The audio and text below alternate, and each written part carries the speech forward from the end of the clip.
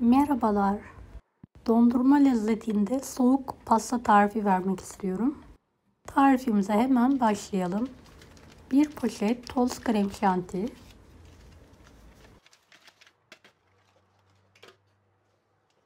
1 kutu sıvı krema, dilerseniz süt ile de hazırlayabilirsiniz. Ve tüm malzemeyi köpük köpük olana kadar karıştıralım.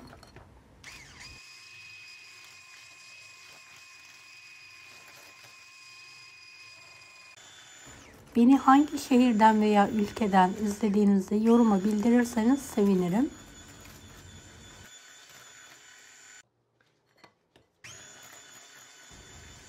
Evet, artık hazır.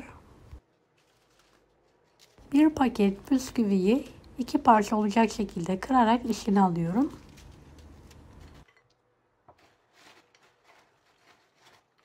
Bisküvi yerine bayat keklerle de hazırlayabilirsiniz.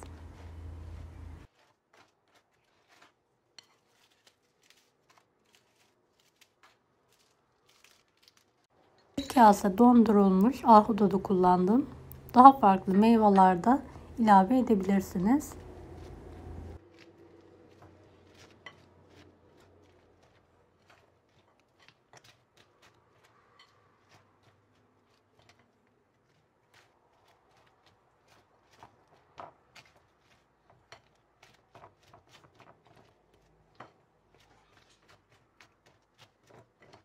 Tüm malzemeyi karıştırıyorum.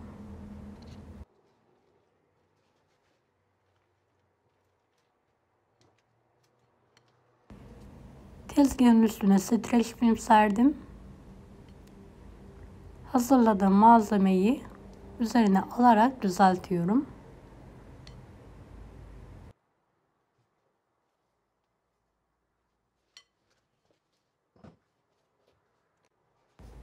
Evet, silindir haline gelene kadar videodaki gibi şekil verelim.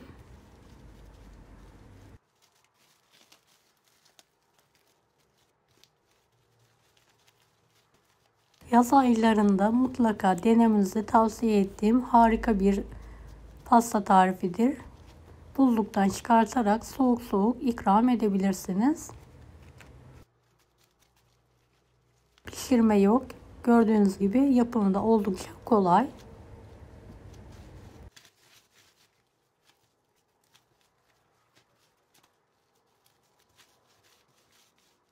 Evet, artık buzluğa atabiliriz.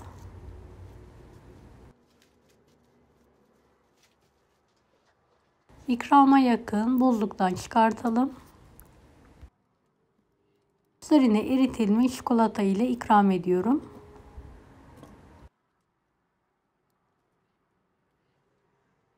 Evet, çikolatayı üzerine her tarafına gelecek şekilde sıkarak sürelim.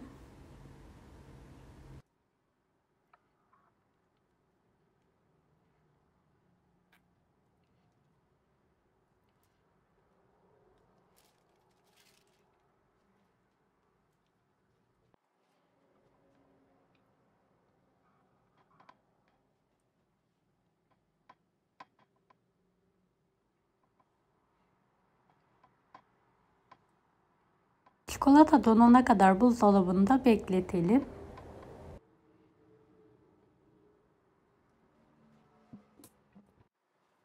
Evet, kalan ahudutları ile süsleme yapıyorum.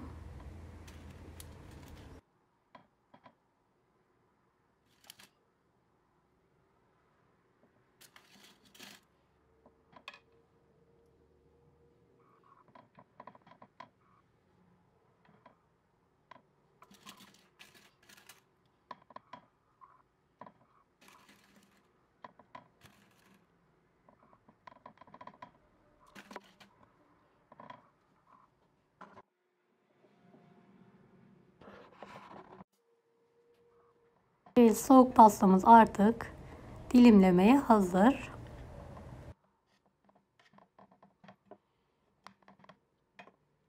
Keskin bir bıçak yardımıyla dilimlemenizi tavsiye ederim.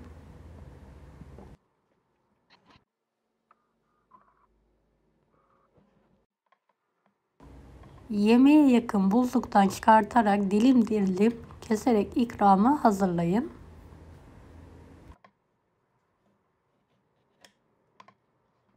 Tadı gerçekten muhteşem. Dondurma lezzetinde harika. Mutlaka deneyin. Deneyecek olanlara şimdiden kolaylıklar dilerim. Kanalıma ücretsiz abone olmayı unutmayın. Bir dahaki videolarda görüşmek üzere. Allah'a emanet olun. Hoşça kalın.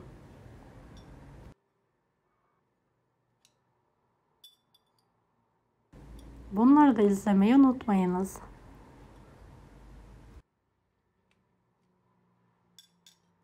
Kolay gelsin herkese.